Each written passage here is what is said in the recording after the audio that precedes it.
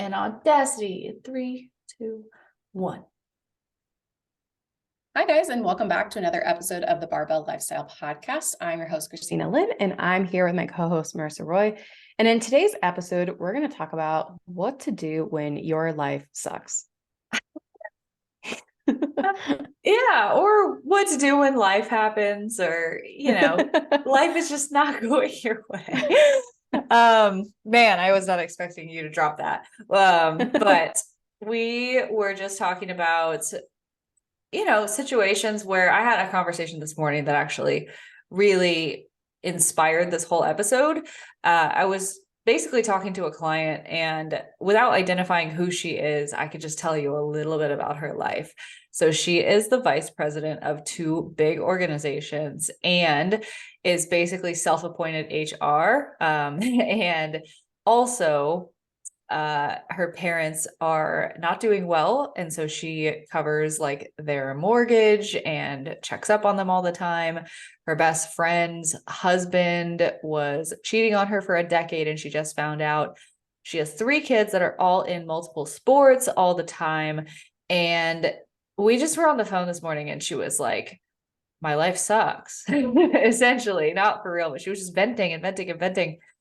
And basically, we had to just talk through a lot. It ended up a really, really great conversation, and she walked away from it feeling really empowered and ready to tackle taking care of herself, because that's what she felt was just completely on the back burner.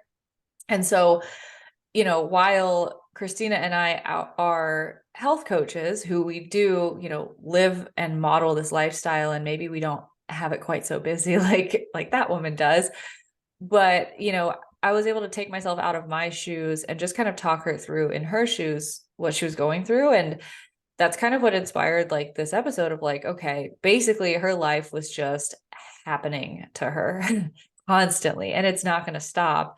And so what do you do to actually prioritize yourself in those situations? So we're going to talk all about that today. Yeah, and I feel like we've covered a lot of different episodes where we bring this mindset in, like the one we were talking about with Gay Hendricks. Like we talked a lot about that. So I don't know, is that one going to come out? That's probably going to come out before this one, right? Yeah, I think just before. Okay, perfect. So take a listen to that one if you haven't already, because I feel like, or after this one, because that'll be really great. Yeah. But yeah, so like I think overall though, like the mindset that you want to really adopt, and I'll say this right at the beginning, and it's not easy to hear, but you have to start looking at the world less as a why is this happening to me, and more so kind of like a how did I create this type of mentality. Like in some way, shape, or form, we can't control every circumstance, but a lot of circumstances that we find ourselves in, we play a part in creating. And that's really, really hard to admit. So like, if you hear that and you immediately feel defensive, I want you to just sit with that for a little while, because I feel like most people who really do feel like life just constantly sucks and is happening to them, and things are just, we don't ever want to take the blame for it. And so I don't mean to place blame, but I do want people who are listening to this, if they feel like so much is out of their control, why is this happening to me? Everything is going wrong. Really try to look at it as, is there any possible way that I could have played a role in creating this somehow with what I allow or don't allow in my life, the tendencies that I do or don't have? For example, in the client that I mentioned, people pleasing, putting other people's needs before your own, all of those situations are very much situations where you technically could just ignore some of the problems. Like you could be like, that's not my problem. Mom and dad, if you can't afford your mortgage, like you will get evicted and you should find a new house. But she put it upon herself to take that responsibility on. And my assumption is that they didn't ask her to.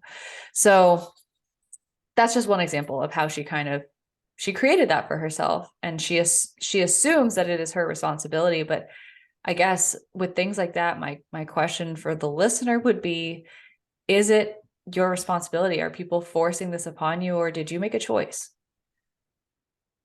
Yeah. So I think it's important to define Find this kind of way of thinking.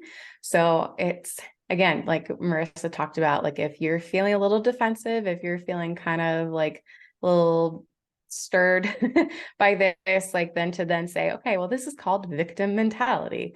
I feel like is also hard to hear, that you're like, I'm not a victim, but sometimes your patterns of thinking can lead to this. So it's kind of this belief that you are like powerless in your situation, and you feel like there are other external factors or maybe other people that are responsible for your problems or your suffering. So if you have this mentality, you might feel in certain situations, you may feel helpless or hopeless, or you feel just like stuck and there's no way out, that you cannot change it. So and like Marissa was saying, it's like you feel like you're being mistreated or you're like targeted by others, and just overall just feeling like you have absolute no control over your life circumstances, that life just happens to you and you're just constantly reacting. And then some people I've found from my experience, and Marissa, I'm sure this is true for you, people that have this mentality also have a lot of entitlement to things, which is very interesting to feel like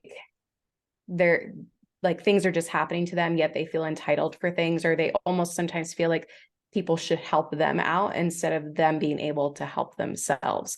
So I like what you were saying is like, and I don't feel like, again, it's just like a snap of your fingers, like, oh, okay, I'm no longer a victim, but recognizing, like you were saying, is like, is there anything that I could have done to put myself in this situation? Like, yeah, I offered to help my parents, but now I'm stuck paying their mortgage. Or like, I don't know. I don't know how to do the friend cheating. Yeah. Like, but just certain situations, like sitting there and trying to come up, like, what got me into this situation? What actions led to this? And did I play a part in any of that, or any part in how I'm feeling in this situation? Yeah. I think, I mean, to some extent, it's really just like, how often do you say yes versus no to other people?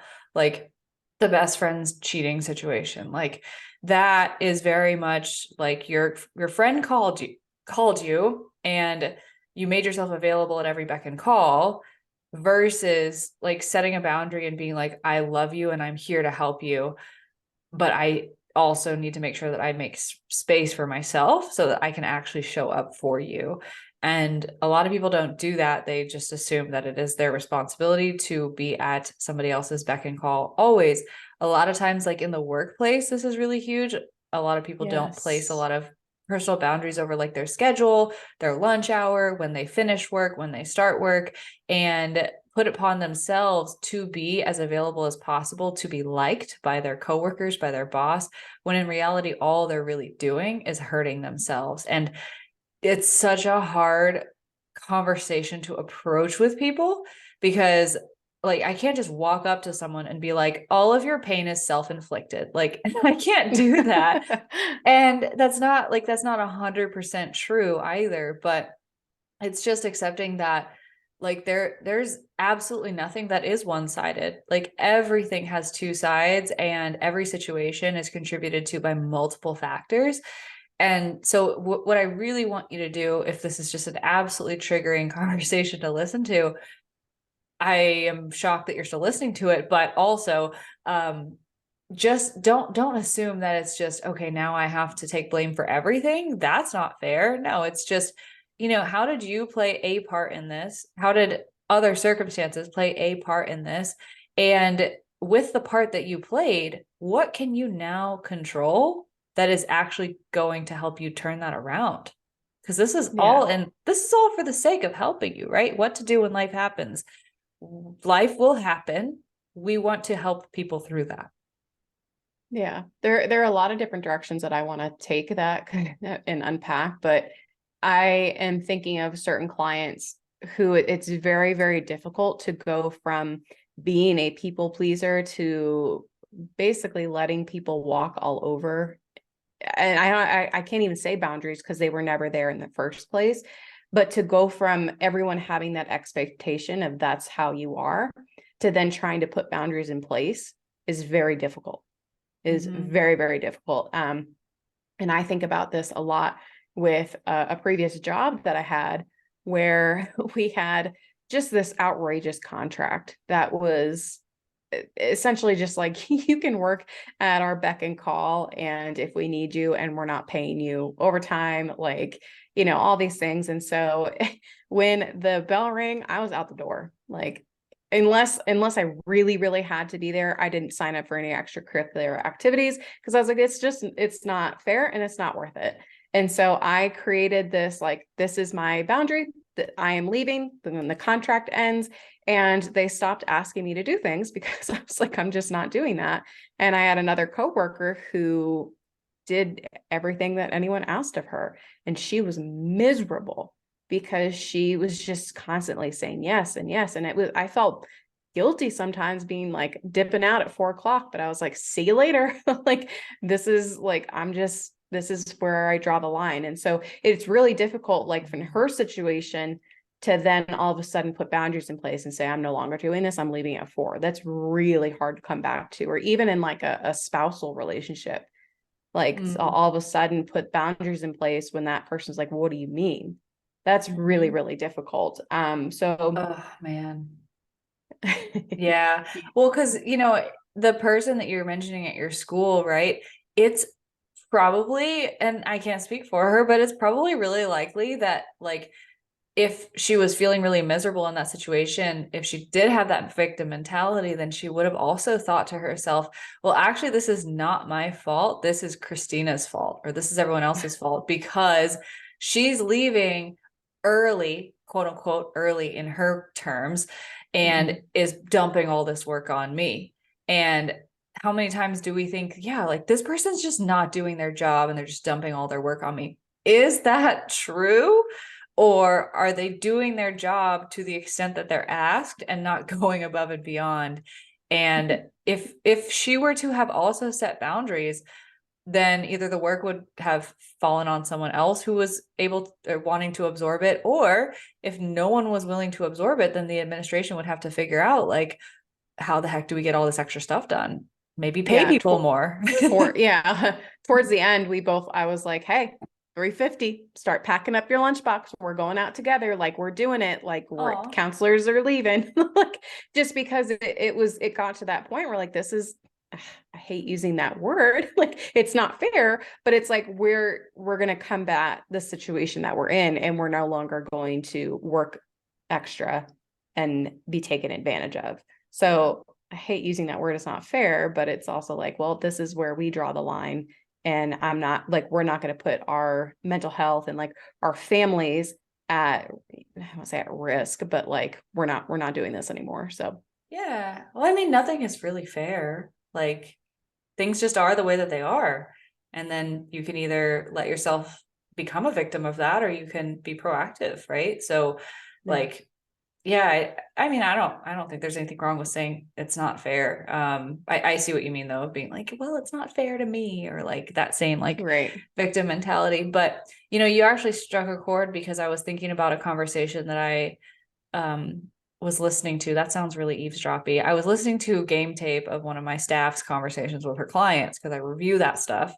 And she was talking about some wins. The client was talking about some wins that she had, and she is 55, 56 years old or something like that. The other one too that I was talking about, she's in her 50s as well. But this woman in particular, she was talking about how one of her biggest wins in the first 12 weeks of our program was boundary setting. Boundary setting with her husband, because they have been married for a very long time now, and basically up to this point, like, she has never set boundaries at work. She works a part-time job that asks 20 hours of her. Guess how many hours a week she works? 40. 60. Oh. Yeah. 60. 40 self-appointed hours of people pleasing and not delegating and not allowing, you know, herself to have boundaries. And her whole life has been like that. For her kids, she's an empty nester. For her husband, and it's always been everybody else. And so our program was the first thing that she's ever done for herself in like 3 decades. And one of the main things that she was happy about doing and that she learned was actually telling her husband, no, like, I do not have time to do the dishes right now. Like, you can let them sit in the sink, or, you know, you can learn to do them yourself. Cause I think of like 30 years, he had not done dishes once. Mm. And it is just so wild. And I think it's just like, you know, I've had to learn this recently too. Like, you have to really define an understanding about what you are willing to accept in your life, and that becomes your life. That is truly how that pans out. And so the better you can define it, of I will not accept these boundaries being crossed, these behaviors, these tendencies of myself or of others, then that is how your life will literally go. And so I think, when, I guess the title of this podcast might need to change, but like, what to do when life happens. Life is always going to happen, but I think it's just, how are you actually doing setting boundaries for yourself? Like, I think it's just something that we don't really talk about enough, or just talk about in passing, but not directly. Yeah. And so, man, I was like, Man, maybe we won't talk about mindfulness this time. But like, I think part of kind of sitting with this is having that self-awareness, right? Like, the first step in kind of overcoming this is like, okay, what are my thought patterns, and like, how could this contribute to the position that I'm in? Like, I think that's big. And then the next step is like, okay, like, kind of brainstorming, like, what are my non-negotiables? Like, this is a conversation we had with a client the other day, because it's like, she feels like she puts everyone's needs above her own, and she can't prioritize herself when it comes to like her health and fitness. And so she's like, you know, by the end of the week, I'm checking in and I haven't done workouts, I haven't gotten steps, I haven't gotten sleep, because I'm doing everything for other people. And so we kind of had to ask her, like, well, what are your non-negotiables? Like, what are like your bare bones? Like, is it your bedtime? Is it, you know, saying like, hey, I don't have space for this right now, or like, whatever it may be, like thinking about those things. And then I think after that is making those known, like letting other people in your life know, these are my boundaries, and I would love if you respected them. So kind of beginning to take responsibility for how you're feeling, and kind of coming out of those situations. Yeah, yeah. And communicating to others your boundaries. And sometimes it's really sneaky. It's just like asking for what you really want is like one way that you can set a boundary, or like break down a barrier that wasn't already there.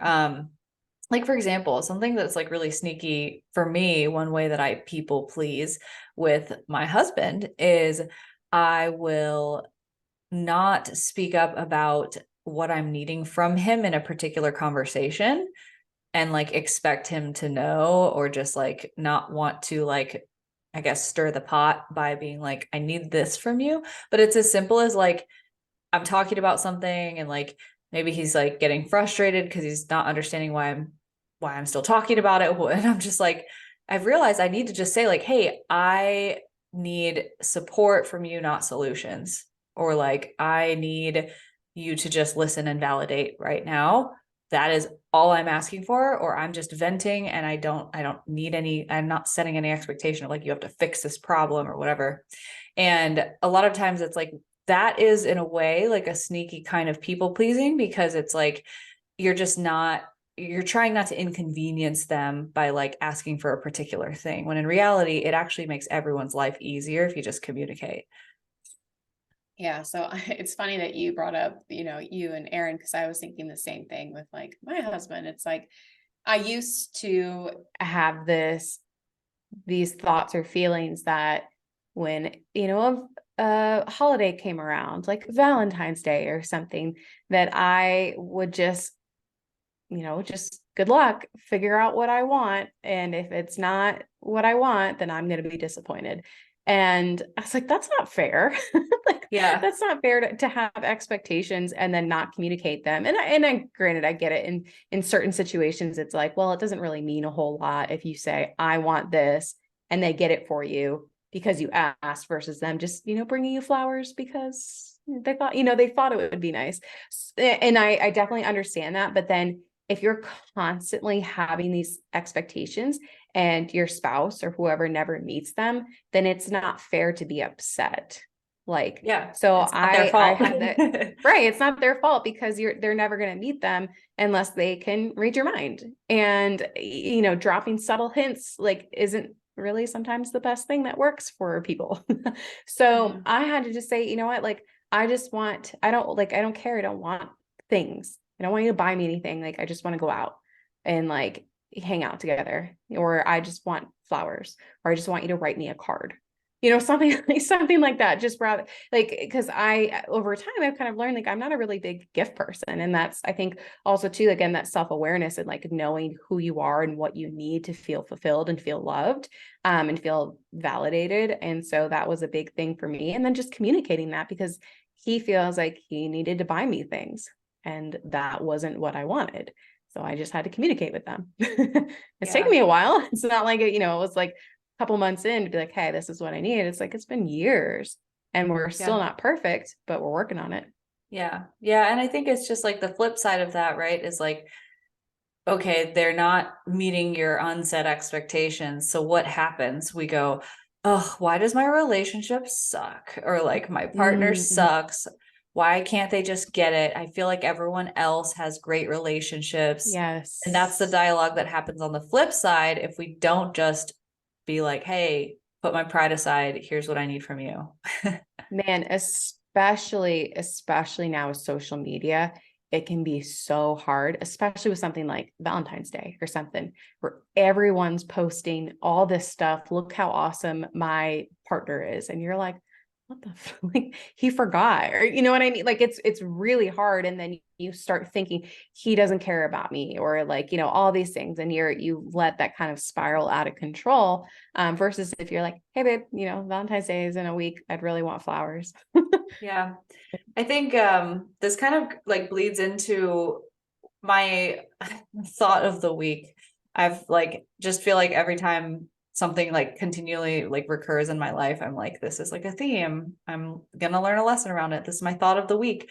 This week's thought was your emotions are your responsibility. So like if you're feeling all kinds of crappy about, you know, your relationship, it is your responsibility to deal with those emotions. The other person's actions are not necessarily like you can't control other people, right? And it all comes back to just like, what can you control? You can control your response to your reactions and your emotions. So if you're feeling some type of way, that's no one else's fault. Like, you know, all of these, I think a lot of times we think like I'm a victim to my circumstances. I feel this way because this thing made me feel this way. Nothing makes anyone feel anyway. And so I'm going to say that again because I don't think a lot of people are going to get it on the first go. Nothing can make you feel anything. Things happen. Like let's use road rage as an example, right? So you're driving, somebody cuts you off. Two different people could be in the exact same position, and one person could explode, and the other person could just be like, oh, that was an asshole, or whatever, right? And that was the exact same situation. Nothing made the either person feel any way. It was the own person's reaction and how they handled that, and whatever meaning they assigned to that event is their responsibility to deal with. And so the road rage is a really easy example, but it translates to literally everything in life. Whenever you're feeling happy, sad, upset, angry, disappointed, frustrated, victimized, that is actually your responsibility to dig deeper into, and understand why do you feel that way and deal with what comes from that. And that's like really deep work, but it is like the key to a happier life, to be honest.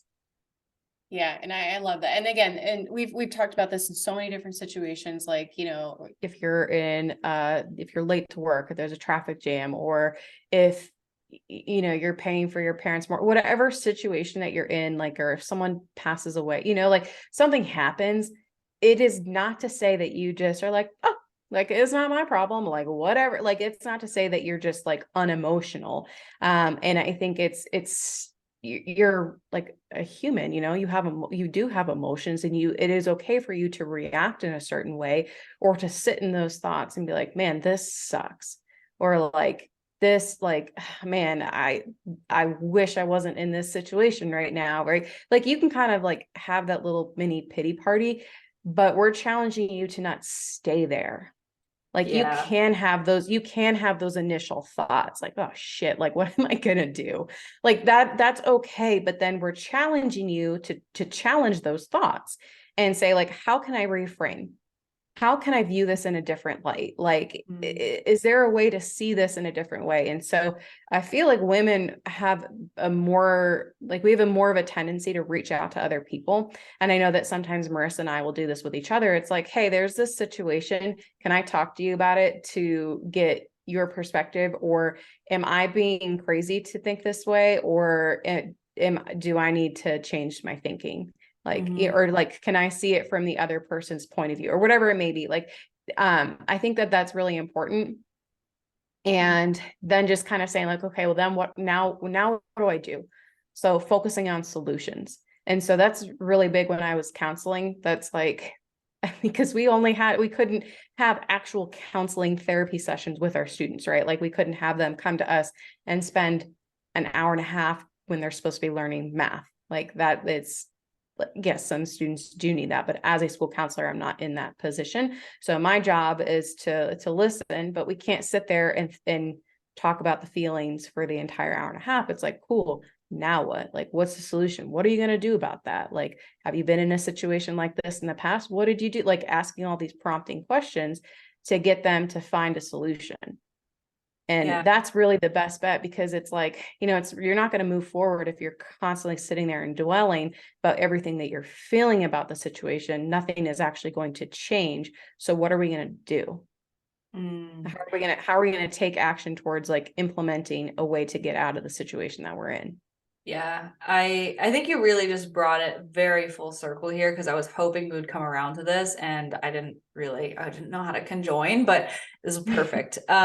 Because right, it's that we are allowed to feel the feels, but then you have to ask yourself, and then what?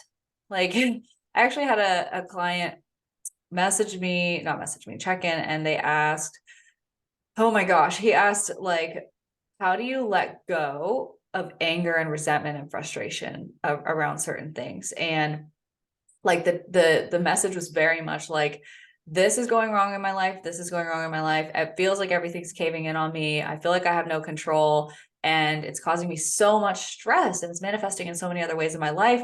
How do I just let it go? Like, I don't know how. And I sat with this question for a while, and I actually asked multiple people about, what they would say to this question, because it's such a powerful thing. How do you let go? Like, you can ask that question for a lot of different contexts, some very, very heavy in life, right?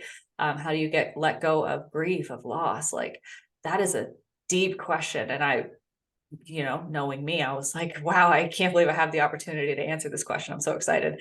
But I thought about it for a while, and the reality of it is you have to give yourself permission to feel the feelings. So be angry, be sad, be resentful, feel it fully. Like, give yourself a designated period of time where you're like, this absolutely sucks. My life sucks and everything is horrible, because the only way out is through. You have to let it suck first.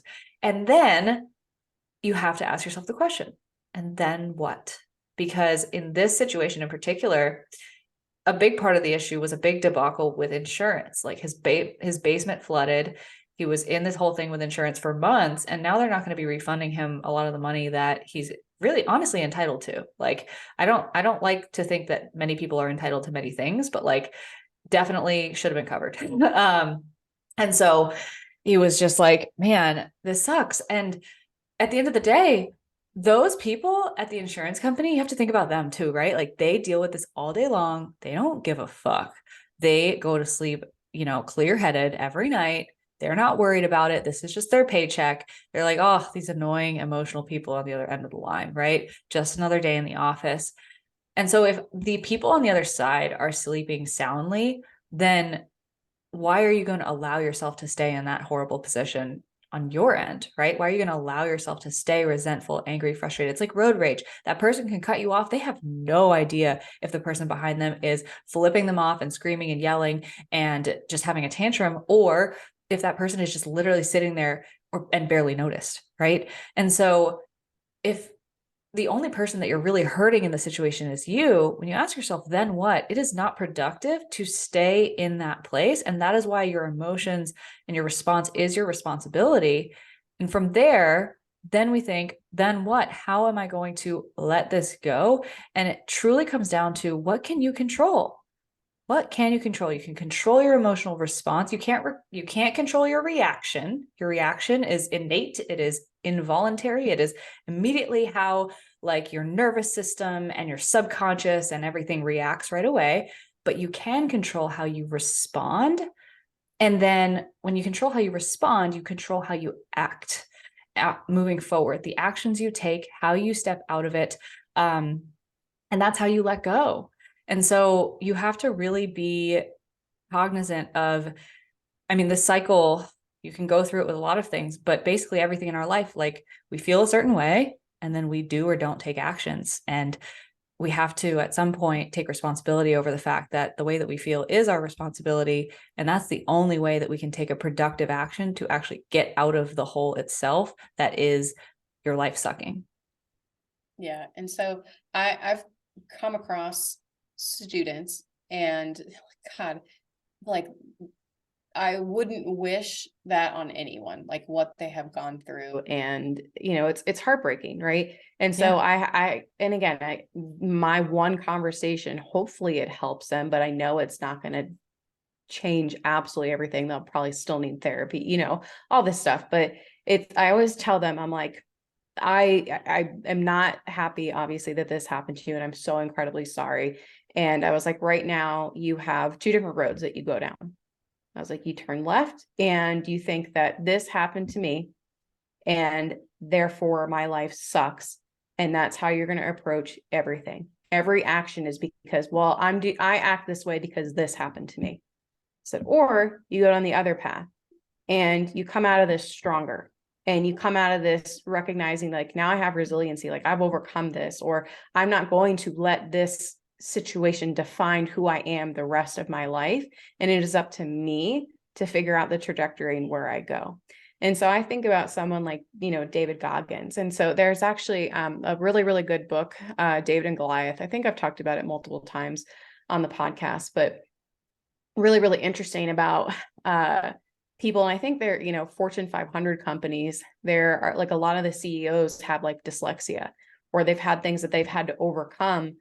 And again, it's like, something like dyslexia, you could say, well, I'm never going to be able to learn, or this is so hard for me. And having this, why me, versus like, well, how do I overcome this? Like, I can't read like someone normal. Like, how do I now learn? Like, and figuring things out and having to just navigate life a little bit differently. But because of the challenge that they went through, because they've developed resiliency, whatever kind of comes their way, it's like, oh, this isn't as bad as having dyslexia, or this isn't as bad as what I went through. And so the question kind of at the end of the book was like, would you wish that upon your kid, knowing that they could have a better outcome? It's like, probably not, because you don't want to see your kids suffer, right? Like, that's really, really difficult.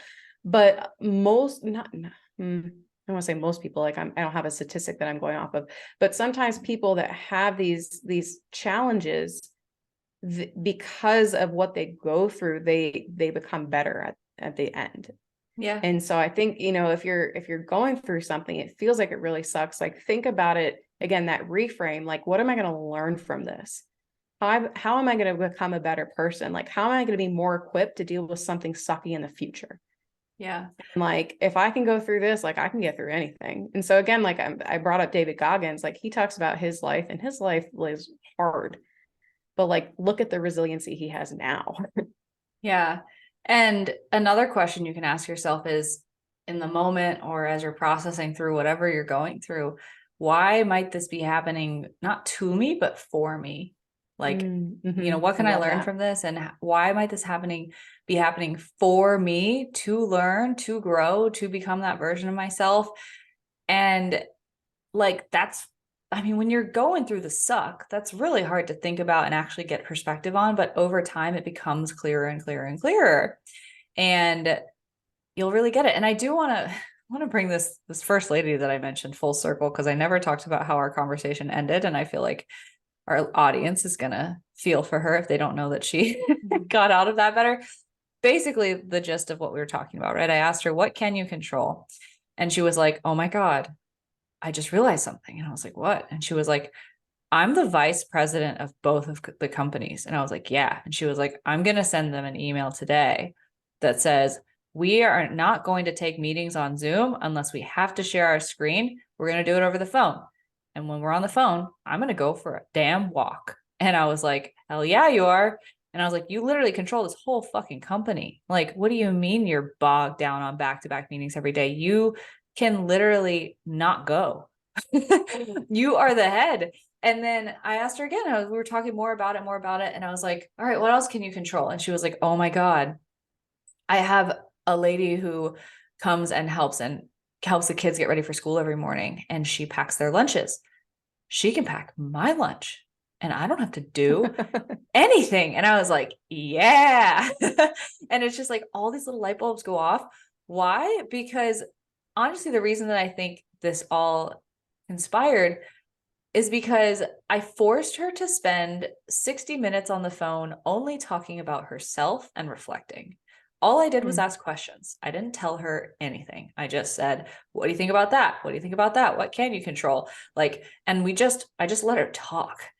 Most people spend their entire day and their entire life focused solely on other people. And that's why they get themselves into these situations. That's why they have this mentality in the first place. And the only way you really get yourself out of it is, like you said, Christina, mindfulness, AKA focusing on what's actually going on within you, your thoughts, your behaviors, your patterns, and reflecting on you.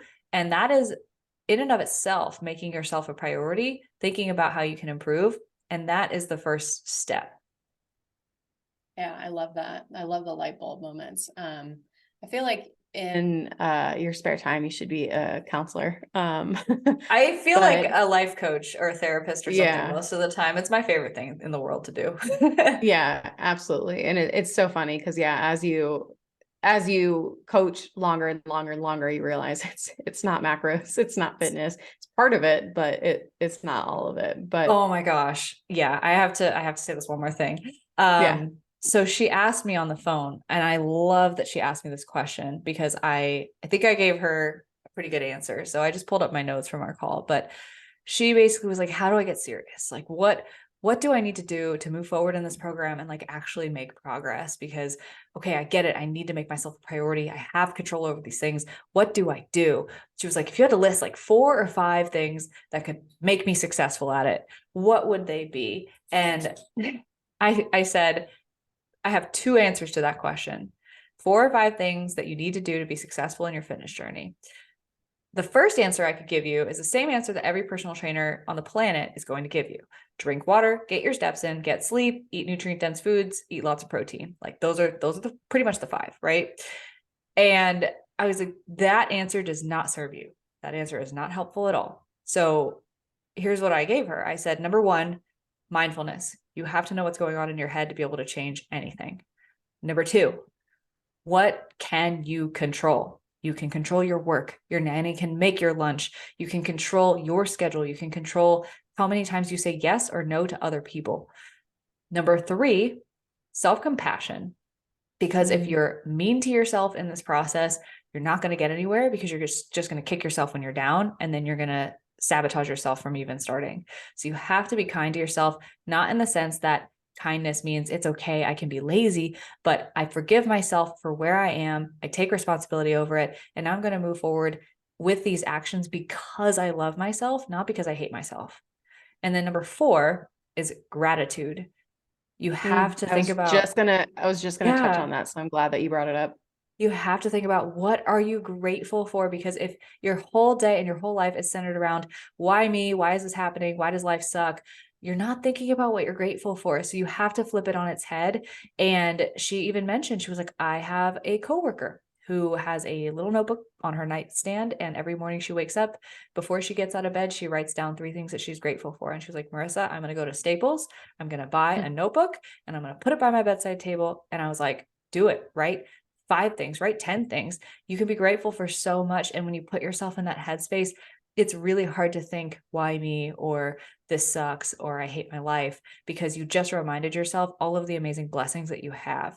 So those were the 4 that I left her with. And I said, those are the 4 things you need to do to be successful in our program, because most other coaches will tell you steps and water, and you just need to follow the program and you'll see results. But it's not about that. When you said, Christina, it's not macros, it's not just diet, it's all in your head. I like that light bulb went off and I was like, I have to share this. And Yeah, so, no, I love that. yeah, just remember it's not the things you think, it's within you. You have all the answers within you. You just have to explore it. Yeah. And I was thinking about your client who, the basement flooded. Well, it's like, well, at least I still have a house. Like, at least it was just my basement. Like, at least I have a place to go home and sleep every night. It's like, if you reframe it that way, it's like, man, like that's a lot to be grateful for, rather than just kind of continuing to fixate on your basement flooding. And like, could you imagine if you go through your entire life, like from that point on, like people are like, hey man, what's up? Oh man, my basement flooded. They're like, dude, we know. Like, we get it. Like, you have to move on at some point, like, so I'm thinking about that too in the gratitude. And I don't want him listening to be like, damn, Christina, like, Jesus. I think he does listen to the podcast most of the time, Oh, so he'll perfect, be like, perfect. she's a bitch. No, yeah, no, I hope it's good. And insurance sucks. It does. But yeah, like I'll say that, but it's like, cool, now what do we do? Maybe change insurance. Yeah, well, that's what he said Um, too. He was like, I know I have the means to like buy the stuff again. Like, I'm okay, blessed. then I'm blessed cool. enough to do that. And so he was like, he was kind of talking himself through it at the same time. And I was like, you got this. Yeah. Yeah. But I like the gratitude too, because if we're constantly in this state of suck, everything sucks. Like, you look for everything that's negative, and it is very easy to see everything or interpret everything as, this sucks. This is happening to me. Why me? And you're going to continue. It's just a cycle.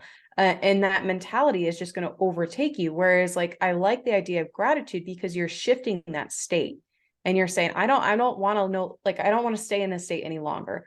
I'm choosing to look at things a better way. I'm choosing to look for the good. I'm choosing to look for these things. So that's really what I like to do. And that's part of that shift.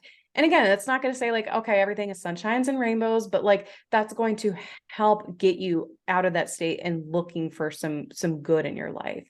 And Yeah. then what we talked about with the Gay Hendricks, it's like, that just continues and it snowballs. And like, the more good you bring into your life, you're going to see more opportunities. You're going to see things differently. And like, you might just all of a sudden be like, wow, they're like all of these great, because you're inviting it. You're saying, I'm open to receive this positive. And I know we talk all the time about being woo woo and like manifesting. And like, I used to just think, I'm like, that's a load of crap. But like, as I've gotten older and like, I've really seen it happen. And it truly is amazing. Just small little shifts, like having a journal by your nightstand and spending 30 seconds in your morning can just change the entire course of your day. You remember when in 2016, when we like both started this whole thing, and I had like different hashtags that I like coined for myself back in the day, like Mythbuster Monday Oh and yeah. but do you remember the one that I would always use, create your own reality? No. Okay, well, I used to, if you go all the way back on my page to like 2016, 2017, one of the most common things that I talked about at that point in my life that I don't even think I understood, like I did not understand it to the extent that I do now. I used the hashtag create your own reality. How like bonkers is that? Like that we are here today. We're talking about how you literally create your own reality by what you choose to focus on and what you give power to in your life. And that dictates your thoughts, and then it dictates your actions, and then it dictates where you go, how far you go with things, when you sabotage yourself, or if you sabotage yourself or not. And that you create everything in your life, you create your reality. And it's just kind of a really interesting full circle moment for me, because I was like, I used to say that all the time. And I think I only said it because Kai Green said it. And, but I was like, that something about that phrase. And I guess I just followed it here. Yeah, I love that. So I know that like Marissa just said, okay, yeah, you can sleep better. You can eat your protein and get your water. I will say that taking care of yourself does have a lot to do with how you're feeling. So, when we talk about setting boundaries, like, yeah, that those things are really important, right? Like making sure that you're exercising, making sure you're taking care of your mental and emotional well-being, like, making sure that you are eating some fruits and vegetables and getting sleep, like all those things are going to help you feel better and deal with the current situation that you're in a little bit better. So if you are in a position to prioritize those things, you will feel better, and that will help you be more clear-headed and see things a little bit differently. So Yeah. just a little PSA. Yeah. Eat your vegetables.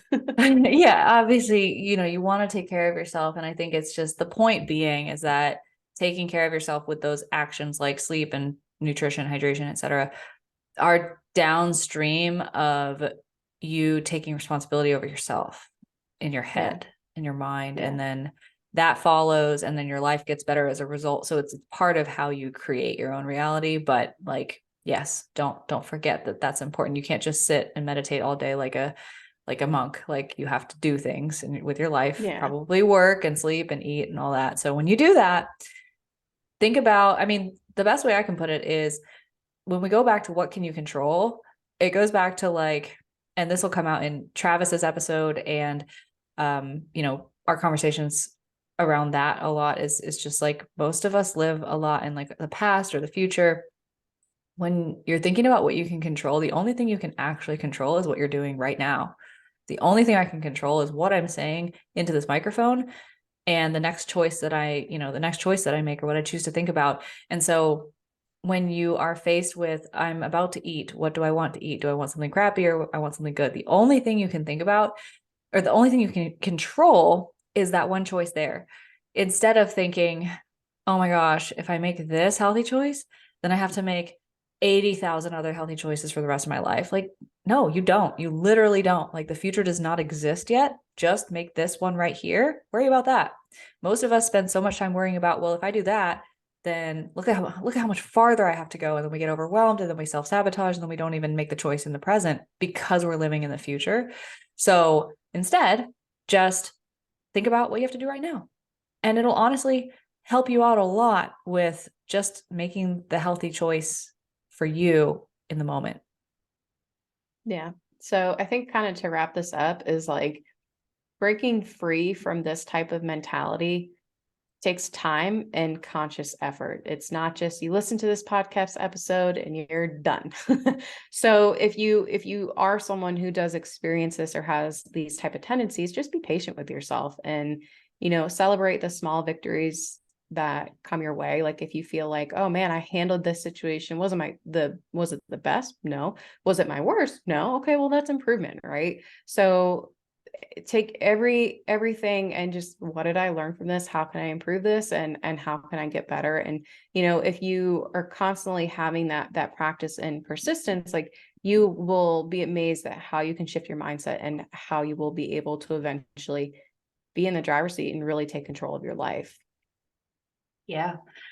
I really liked this duo episode. I feel like, I don't know about you, I will say this because it's the end of the episode, so only the loyal listeners will have heard it, but I feel like a lot of like our just us two episodes for a while, or just the podcast for like a little while, I've kind of felt really dry on, like, personally. And I'm sure it's probably not how it comes across to people, but like, I've just kind of felt like we're like, oh, what are we going to talk about? And kind of like scraping for topics. But today was like, no, we got like our mojo back. Like, this is like, I just feel good about this conversation. And I feel like this episode's going to hit really well. Yeah. I think I like too the conversations where, like, I like being able to, like, also too, like, I asked you off air, like, hey, have you dealt with it? Like, I like almost like questioning each other, because I feel like that gives the listeners more context and more about us rather than us just like spewing things and talking about mindfulness. Yeah. We should have Um, started with that, but I mean, you yeah, want to I say thought what you about it. asked?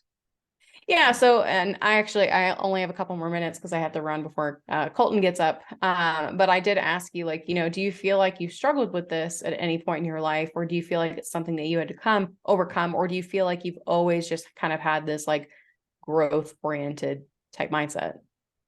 Yeah. And my answer was essentially like, I feel like I've always been this way, but I know exactly why that is because I've traced it back. And it's basically because my dad like groomed it into me at a very young age. He just, certain words were not allowed in my vocabulary, like can't was not allowed. I can't do this. I can't do that. I choose not to. So that's super powerful. Can you imagine teaching like a 3-year-old that? Like you can't say can't because you can always do these things. You just choose whether or not you want to. Or trying to do things I would never be allowed to try. I just had to do. There was either I'm Yeah, doing or I'm not doing. do or don't. Yep. Yeah. So Yeah. for me, it was ingrained, but I know that that's not the case for a lot of people. Yeah, no. So I mean, exact same situation. Like both my parents raised me like, the whole like you can be the president, like you can do whatever you want, but you have to work hard. Like Yeah. it's you can do whatever you want, but if you don't work hard, then you're not going to get anywhere.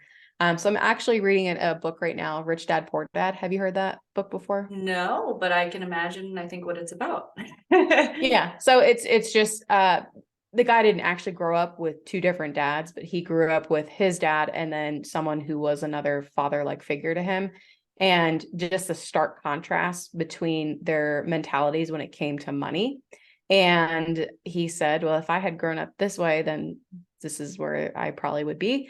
But I listened to this other guy and this is where I am now. And basically the idea like you can create your reality.